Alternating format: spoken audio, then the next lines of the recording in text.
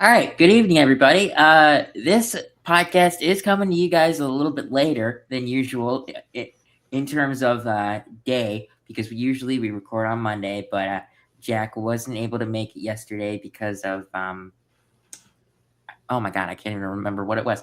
But since it's the first off-season podcast, technically, I figured that I we wanted all three of us to be here, so we figured that it was going to be better for all three of us to be here today. So let's get into that. So um, it it is officially off-season time for the Bears. And I mean, we got some good things to talk about today. It's not Um, off season for the whole league. I swear everyone just runs on the Bears, right?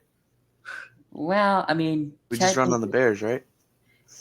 I mean, it's the off season for the whole league except the Seahawks and the um. Uh, oh my God! I literally just talked about it, and I don't. Patriots. And Patriots, thank you. Um, but everyone's on off season.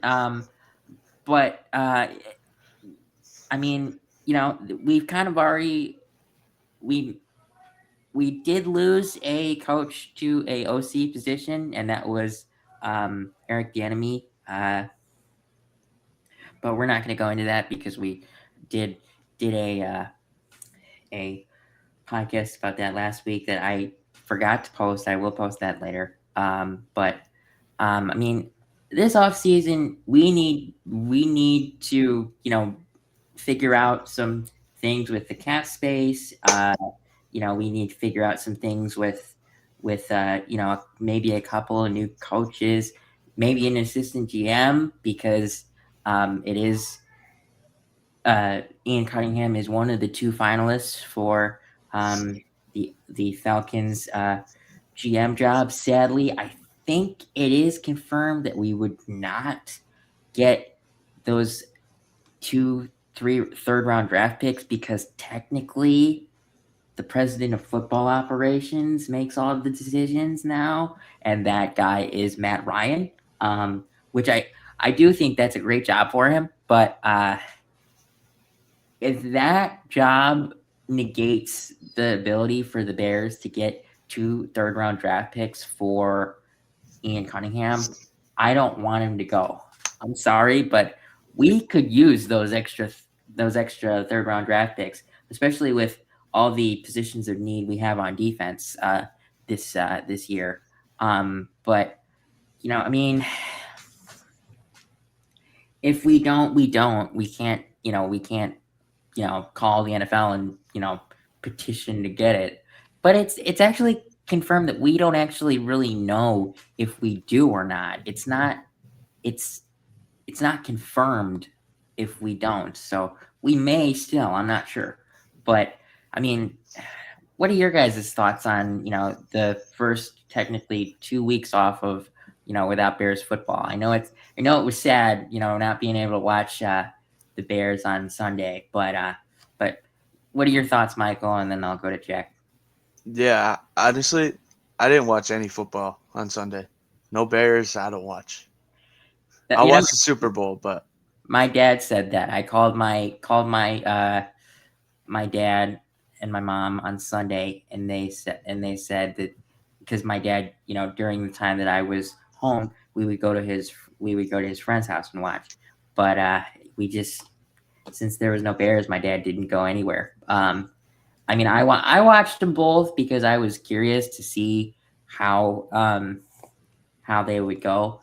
I will say this: the weather really helped, or well, not helped, but like uh, limited the scoring in the Broncos and Patriots game. I am very happy that the Patriots are.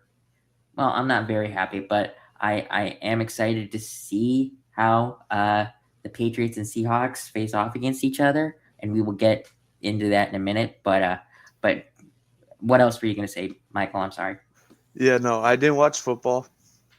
And is it also bad I really don't want the Patriots to win the Super Bowl just so then just so then No, when people go, Caleb be the first guy of the draft class. yeah, because then we'll just hear stuff saying the Bears should have taken Drake May over Caleb Williams. Like that's fair. That's fair. that. So I'm rooting for the Seahawks. But in terms of Bears, I just been kind of thinking of like what we need to do and stuff like that. Like, And we will get into that later on. but I did like what Ben Johnson said. He said when they asked him in the interview the build off of this season, he said build off of what? And then he said we start from square one. We're back to square one, which I love because I love that. it reminds me of our high school football coach. He would tell us that even at halftime the score was 0-0, regardless of what the score was. We could be up by 30, and he's like, this is a whole new game. There's nothing. We're starting over. Let's do this again in the second half, and we win. So, I mean, what about you, Jack? I mean, what are your thoughts? Yeah, I mean, kind of just choosing to like only think about that Caleb throw from the last game. Overtime didn't really happen. I wasn't here last week to talk about it. I had a lot of fun watching that game, even though we lost. Like, it was just such a cool experience to see the Bears. Oh yeah. Oh yeah. So I come away from the season very happy, but I did watch both the games like you. I think the Seahawks are going to absolutely whoop the Patriots' butt in the Super Bowl. I don't like Seattle. I think we would have lost by a decent bit to Seattle, which is why I'm not too upset that we lost to LA. So, it happens, but like you said, on to the offseason. Yeah, I mean, what you said about the Seahawks. I mean, I have a hunch that they're gonna want revenge from 11 years ago. So sadly, I don't think that we're gonna see. I am pretty positive that Mike McDaniel or actually Clint Kubiak would not pass on the 1 yard line if that situation arises. I would imagine that he gives the ball to Kenneth Walker, because Kenneth Walker, I mean, AJ Barner tush push instead. Someone. I mean, as long as they're not passing it. That play still haunts me. Like, you're on the 1 yard line. You've got Marshawn Lynch, the goal line goat. Besides, like, Marshawn was actually pretty bad from inside the 5 that year. We can get this is a very deep rabbit hole we could go down that we don't need to. But yeah, I mean, but you still have Marshawn Lynch though. The goal line goat is Jerome Bettis. That's who the goal line goat is. That's who the goal line goat is. But we'll go into a bunch of Bears stuff. More in the second half of the podcast. I just wanted to start off with a Bears topic and kind of reminisce with the good things and the bad things, and I wanted Jack's opinion because he wasn't here last week, and it's good to have him back, like old times. But going into the Super Bowl matchup, I mean, it is a Super Bowl 49 rematch, and I mean, I remember watching that game, and I loved the whole game, and then you get to the 1 yard line with the last second on the clock. You're like, oh. And then Malcolm Butler just makes a miraculous interception. If you give the ball to Marshawn Lynch, yeah, and I'm pretty sure it was second down. It wasn't third down or anything. It was you at least had 2 more plays.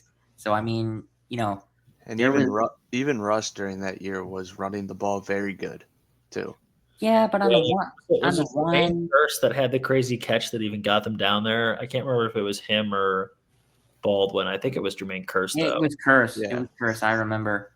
That was probably like if there was a award for catch of the year ever, that would have won catch of the year that year.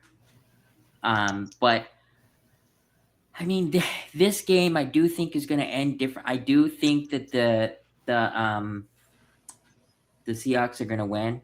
Honestly, though, I mean, I don't want the Patriots to win, but I totally see them winning also. I mean, they've got, a Super Bowl coach that has been there, or not been to the Super Bowl. I'm sorry. As a player, he won a couple. As So a player, he won a couple, but the coach I was actually referring to was Mike, or not Josh McDaniel. He's been with the Patriots before, and he went to every single Super Bowl that they went to and won. So he knows what this game entails and how to prepare for it and all that stuff. But I just see the Seahawks coming out on this one, honestly. But I don't know who I don't know who is going to be the player of the game or anything like that. I could make a guess. I mean, I want to. If the Seahawks win, it's going to be Sam Darnold or Jackson Smith and Jigba. And I know people call him JSN, but anytime I get to say his actual first name, Jackson, that just sounds cool. So I actually say his whole name. But I mean, what are your guys' thoughts on this rematch? Jack, why don't you go first, and then I'll go to Michael. Yeah, I just think the Seahawks are the best team in football this year. I think they're going to be able, from a cornerback standpoint, to really match up well with what New England has at receiver. Like, Diggs has been good this year, and Kayshon Boutte has also been surprisingly really good. But I don't think they have anybody who's going to be able to beat the trio of Witherspoon, Tariq Woolen, and then Job. They just three of the best corners in the NFL. I think the one spot the Seahawks get into trouble is their offensive line is probably their worst part of their team, and the Patriots have been rushing the passer really well. So that could pose an issue, but the Patriots are not a good team at defending the screen, and I think that Kenneth Walker is such a good athlete that in space, I think he might be a decent bet for Super Bowl MVP. I think he could be into the 150-yard range, even though the Patriots' run defense is good. Their their defense against screens for running backs isn't as good. So I just think the Seahawks are good. My love for Sam Darnold. I was calling him an MVP before his season in Minnesota. So it really makes me feel very vindicated to see my guy Sam make it all the way. So yeah, but I will say this. There's one I like a lot of people on the Seahawks defense, but there's one guy that just stands out to me. Nick Umanwari, or however you say his name. Yeah. And he's their that's another corner. Oh, I thought he was their safety. He's safety corner hybrid. He does everything. But that dude is a menace. And he made it to 35 last year. Personally, I'm going to say this personally. If he was available at 39, I would have probably been deciding between him and Burden. And honestly, I would have been happy with both, but I wonder what he would look like with Al Harris as his DB coach. That would be something. And actually, while we're on the Al Harris subject, I'm just gonna throw this out there. We haven't lost him yet to any DC jobs, but there is one that I could see happening, and that's the Steelers. With Mike McCarthy being hired as the Steelers head coach, he had Al Harris as his DB coach before he was fired. So I think that might be a name that is circled on his list, or at least thought about on his list. But everywhere else that had DC openings went in a different direction. So we may have him back, which I am all for. Especially when we might draft a corner or two in this upcoming draft, because we need help. So Michael, what are your thoughts on this rematch? Yeah. Basically what Jack said. I mean, this Seahawks team is just so much better than the Patriots team. I can honestly see this being like a 28-14 type of game because like I don't know how that Patriots offense is going to move down the field against that defense when they were like they just struggled against the Broncos defense too. I know weather has to play a factor in that. Yeah, but there was a bunch of snow Yeah. on the ground in the second half. But then they were also that didn't move the ball well either. Like they wouldn't have scored a single touchdown if Jared Stidham didn't just like cough the ball within his own 20-yard line. Like the Patriots got gifted their only touchdown. Yeah. I mean they scored 28 against Houston, but I think that was more just because the defense was tired because the offense can't stay on the field because CJ Stroud threw 4 interceptions. And then they didn't put up any points against the Chargers. Like against that Chargers defense, I mean it's an all right defense, but it's nothing crazy. You're coming into a very good defense. I don't know how it's gonna work out. And then the Seahawks offense is just they got stars everywhere. Sam Darnold's playing out of his mind. JSN was the best receiver in football this year. Mm-hmm. Kenneth Walker had that 3-touchdown game against the 49ers. So I mean, it just all depends on. But like I think you said it, Grant. But their offensive line is their weakest. Jack said that. But but their offensive line is it is their weakest, but it's still not that bad to where they made it to the Super Bowl. It can't be that bad, you know. But what's their right guards? You ever seen their right guards like highlight like low light reels on TikTok? Oh, dude, he's like Anthony Bradford, I believe is his name. He's you see low lights everywhere. He's like one of the single worst offensive linemen I've ever watched. Yeah, he's very bad. It's almost as bad as Mustipher that we had. Yeah. Oh man. That Sam Mustipher might take the coin as the worst offensive lineman in the history of football. Man, but yeah, no, I do think the Seahawks win this game pretty handily though, over the Patriots. So going into the next topic, so a couple days ago it was revealed that Declan Doyle released his withdrew his name from the Eagles offensive coordinator position consideration, which meant that he was coming back. Which, first of all, I don't know why you wouldn't necessarily want to not call an offense like that. You've got a bunch of pieces there. I'm not saying that I question Declan Doyle's decision. That's not what I'm saying. But it looked like the offensive staff was going to be like fully complete with Declan coming back, and then like a couple hours later, it was reported that the Ravens put in a slip to interview Declan Doyle for their offensive coordinator position, and it was also reported that Declan Doyle actually really interviewed really well with the Eagles, but they didn't like his direction. Which, if you interview very well, why wouldn't you like his direction? I don't get that. But losing him to the Baltimore Ravens, I don't know if I like it that much because of a couple of reasons.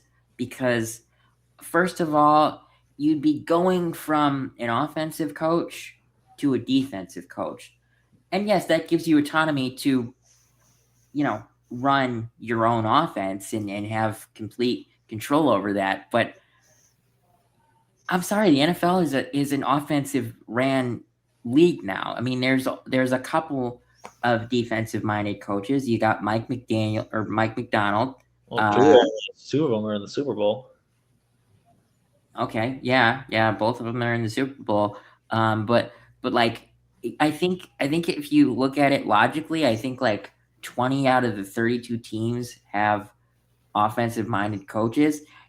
Which reminds me, Joe Brady did just get named the Bills head coach, which I actually like that. I think that'll work. But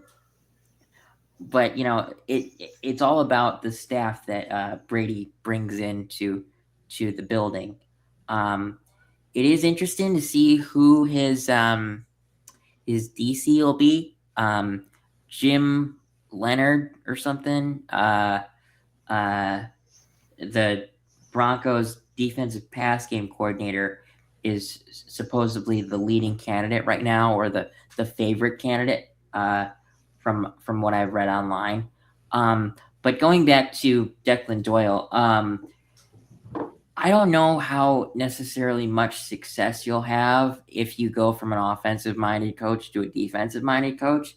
I do imagine that he would bring his own wrinkles into Baltimore, and they've got a lot of pieces there. But I would really enjoy it if we got Declan Doyle for at least one more year before he leaves. And if he leaves, I'm gonna be happy for him. But I just, I'm very interested to see who would be his replacement. The Jets did just get rid of Tanner Eggstrand, or however you say his name, and he and Ben Johnson did overlap in Detroit. So maybe that's a name that you put on the list if Doyle gets the OC job in Baltimore. But I don't know who else would be on the list. I mean, what are your guys' thoughts on this? Michael, you go first, and then I'll go to Jack. Yeah, I mean, losing Declan Doyle will suck, but I mean, he's coming from Ben Johnson's system, so I'm kind of curious, like, if that actually would translate. Like if the Ben Johnson team that he assembled would be like very, very good. So I'm kind of curious. And in Baltimore, well, what you said they didn't like. He interviewed well, and then what'd you say? For Philly. For Philly, they didn't like his direction. Well, Is that what that was? Something like that. They just didn't like. They didn't go his direction, is what I said, or something like that. Yeah, because it was probably not. Let's run it twice with Saquon and throw a Hail Mary up to AJ Brown. That's probably what it wasn't. That they like to do that a lot. So maybe he actually had an offense. So I mean, in Baltimore, that'd be good. I would like to see Lamar Jackson actually have a good OC because I love Lamar. So I mean, I don't really have much to say. Jack, you could take over from here. Yeah, I just think, I mean, at least for how it appears in the outside for Declan Doyle right now, like he's so young. I think right now it's got to be about how can he become a head coach. And you've seen offensive coordinators who are under head coaches who call plays, like mainly Eric Bieniemy, who was on the same staff as him this year, get passed over for head coaching jobs because teams question whether or not it was really you or the guy who's the head coach calling the plays who haven't success. So, and we've seen it go the other way around. Like LaFleur was an OC for the Rams for a year before he took over for the Packers, and I'm sure there's other guys. No, he was an OC for the Titans. Titans, yeah. Sorry. So not even that. But like, I think that's the main reason you would do something like that. Like, you get the credit for whatever the offense does. It's obviously very attractive with Lamar at quarterback, with how talented he is. So, like I said the other day, it would suck, but we still have Ben Johnson, we still have Caleb Williams, and I'm not necessarily worried because Declan Doyle, as much as I hate to use this phrase, it's true. I mean, he's the OC in Chicago, but he's really a glorified pass game coordinator because Ben Johnson is the play caller. Declan Doyle is just the one that plans the plays and draws them up and all that stuff. And I'm sure that, when Declan does that, he does, ask for Ben's input, and they probably sit together in their office and just do it together just so it works. But we'll see.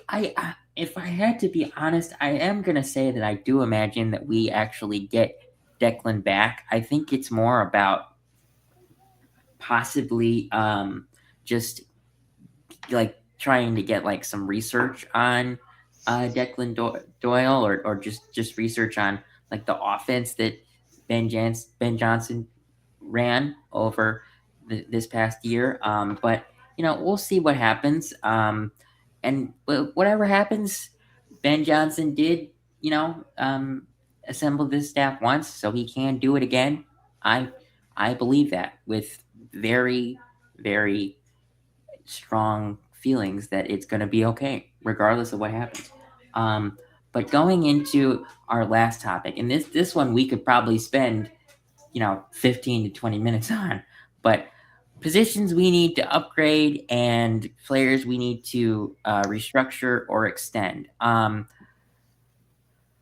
mean, we need to upgrade the defensive line. Whether that's a partner in crime opposite Montez Sweat or just the D tackles. Um, we need to probably get a safety or two.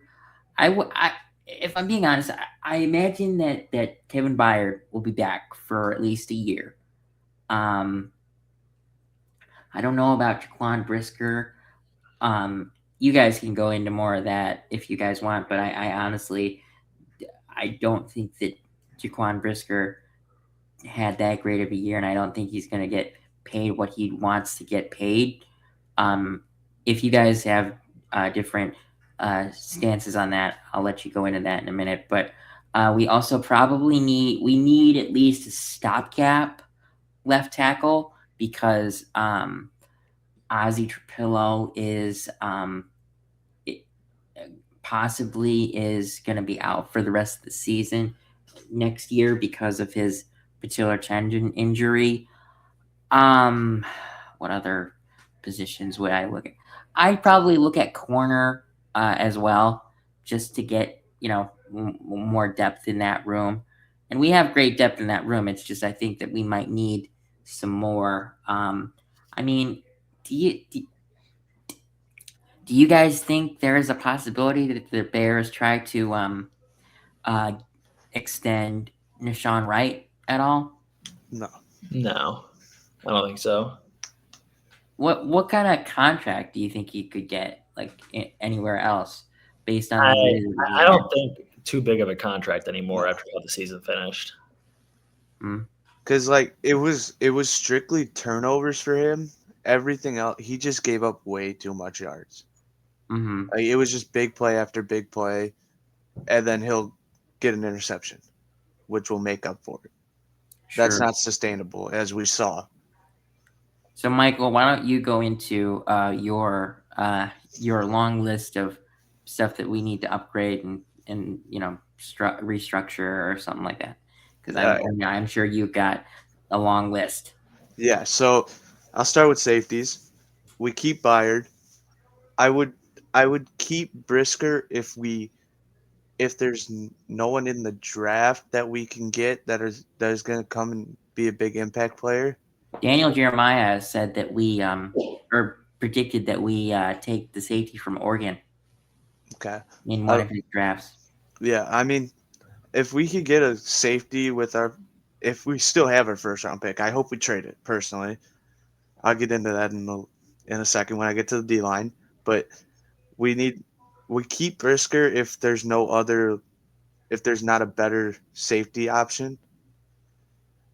Corner, I think we get probably one, maybe two guys that fit Dennis Allen's system, that fit the man-to-man system that he runs. Sure. Because Jalen Johnson will be fine. He's just injured all year, so yeah, he just needs a little more time. Yeah, it needs a few more games in with that system. Linebackers, I mean, we could use a linebacker, but I don't know what TJ Edwards is, if he'll be back at the start of the season or not. Mm-hmm.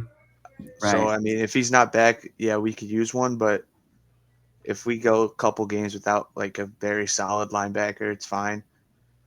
D-line, oh man. So this is where you could get into it. So I'm on the fence of who I would like. Honestly, I think we got to trade for Max Crosby. I've said this millions of times. Mm-hmm. And if in that trade if they say we need a DN to replace him, I would throw in Sweat. I would rather have Booker. long term. Yeah, but I don't think they'd do that because like a No. lot of it for them would be they want to like get rid of salary. Yeah, exactly. So I mean, if like we have to trade Booker, it's fine. Then we better win the Super Bowl the next 2 years. That's what it has to be. And then interior D line, we need to get rid of Billings, man. Oh my! I second that motion. I second that. And Dexter. Yeah, and Dexter. Like Grady Jarrett was fine, but he wasn't anything special. He is older, so it's Can't get out of his contract either. Is the thing. So he's going to be here. There's a problem. There's a couple players we can't get out of their contracts. Like we can't get out of Dio's contract. Yeah. What I would do. I would cut Tremaine Edmonds. Is what I would do. Because that's the only thing that you didn't mention that I would do is cut Tremaine Edmonds. It saves $15 million in cap. That does save $50 million, and that's a lot of money. And then I'm more in the camp of cut him, maybe restructure DeAndre Swift. Trade or restructure DJ Moore, and then sign Trey Hendrickson with the cap that we save, and then go to the draft to maybe get a middle linebacker.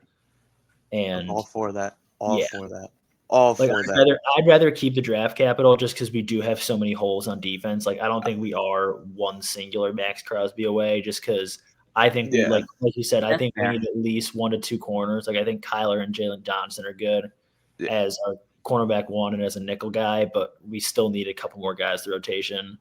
Brisker's probably priced out just because of how good a game he had against the Rams. Like he's not that good, but he looked so good in that game. He's gonna get too much money from somebody in the offseason.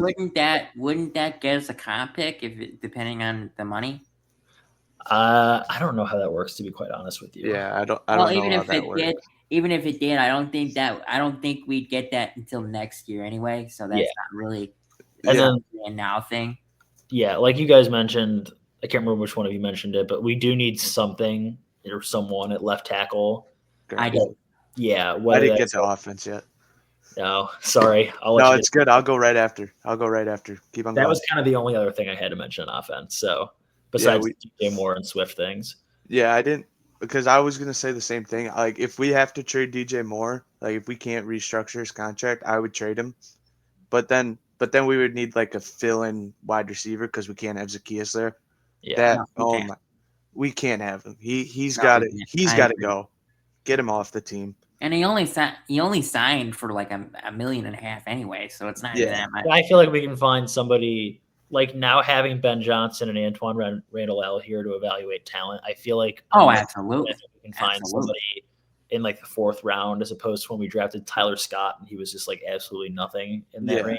That's a good inference, Jack, because when you draft offensive players and you're a defensive minded coach, you're banking on your offensive staff to help you, but this when you have an offensive staff, it's leaps and bounds better. There's no problem with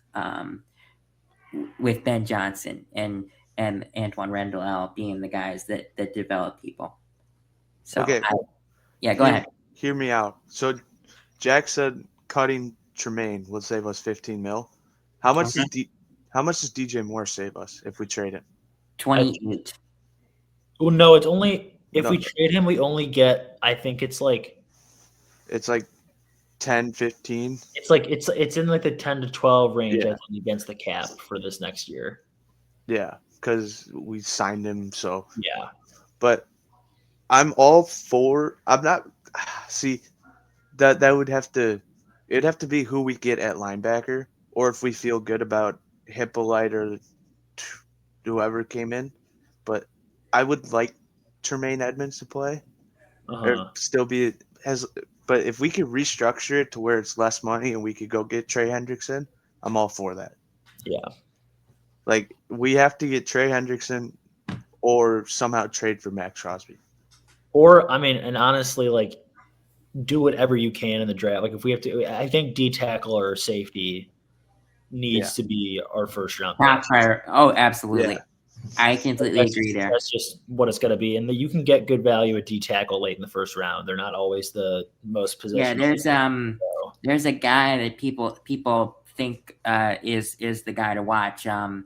He's a D tackle from Ohio State. Yeah, Caden McDonald. Yes, thank you. That's who it is.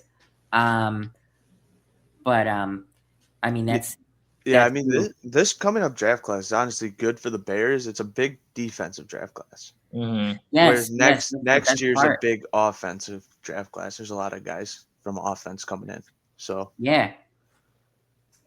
I mean, I hope we do something with our pick. If it's a trade, if it's get the best player available for D tackle or safety, corner, whatever it is, I'll be happy. But they got, man, if it's a D tackle or a DN, they got to get to the quarterback. We can't have people having our most sacked player being 9.5 sacks on the year. Or Andrew Billings running a 5'8", 40 trying to get to people. I don't know how he's still in the. I have to say this. I don't know how he's still in the league because he is slow. Like on in the Rams game, I think there was a play or two where actually Matthew Stafford escaped the pocket because of Andrew Billings, and Matthew Stafford does not run the ball. He throws it. Mm-hmm.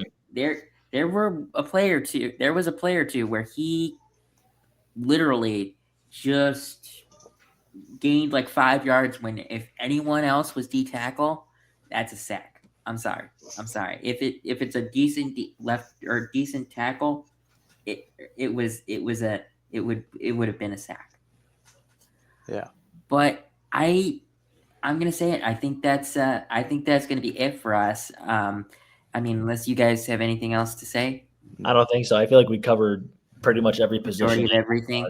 Yeah, we could go more in depth like later down the road when the season's actually over. We got to save some stuff for when we actually know what players we can target and This off season is gonna be this is gonna be a fun one because now we know that basically all of offense is taken care of. It's the complete opposite of what it normally is. Yeah, it's usually we're like, oh, the defense is set. Now we need to figure out what we need to do on defense. But no, we're in a good spot. We're in, and with Ben Johnson, we'll always be in a good spot on offense. I'm sorry for everyone that might think differently. It's not going to be any different next year. I mean, the only thing that might be different is we might have a 4,000-yard passer. And we might be given. No, we can't give Caleb a contract after his third year. Never mind. But hey, I actually did the math on his pass yards a couple of days ago, and he's at like 7,400, something like that. And seriously, like most of the time, that's what players leave with when they go to their next team. Caleb already has that in his second year. I mean, he's gonna be at like 11 or 12,000 at the end of the next year, because it's like 7,400, I think. Yeah, 7,483. So I mean, if he gets 4,000 next year, he's at 11,483, and then probably the all-time Bears passer.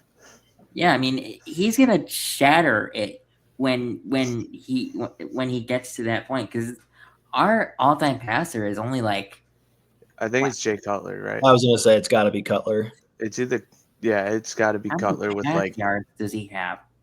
Cutler all-time pass yards? Probably like I think with the Bears it's probably 15 if I had to guess. It's not much. Maybe 20. I don't even think it's 20. It's definitely not 20. Yeah. In his career, it's 35,000. But how much he played 8 years for the Bears, right? Yeah, how long? Bears. Let me put Bears real quick. I didn't put Bears. 23,443. 23. Yeah. So Caleb will do that in year 6. Yes, I agree. But that's going to be it. Hope you guys enjoyed, and we will be back. Or at least me and Jack will. Well, actually, since this weekend is the Pro Bowl and there's not much to talk about, Maybe just do it next Monday. Why don't we just take this week off and then we'll just talk? We'll just do it the next one after the Super Bowl because I don't know how much. No, there's not going to be much Bears news we're going to be able to talk about, and no one watches the Pro Bowl anymore. I'm sorry, it's a flag football game, and I get the reason not to have the Pro Bowl be a tackling game anymore. But when it was a tackling game, it was fun to watch. Yeah. And there was prizes for the players too during that, it was for cars and stuff. But. Yeah, that was cool. So we'll see you guys in 2 weeks because there's no reason to do a podcast when there's nothing to talk about. And I don't want to make guesses on things yet. I'd rather know, certain things. So we'll see you guys in 2 weeks and we'll, go over the Super Bowl. We'll talk about, the draft or the combine, stuff like that. And we'll get into the fun part of the off season for football. So hope you guys enjoyed, and we will see you guys in a couple weeks.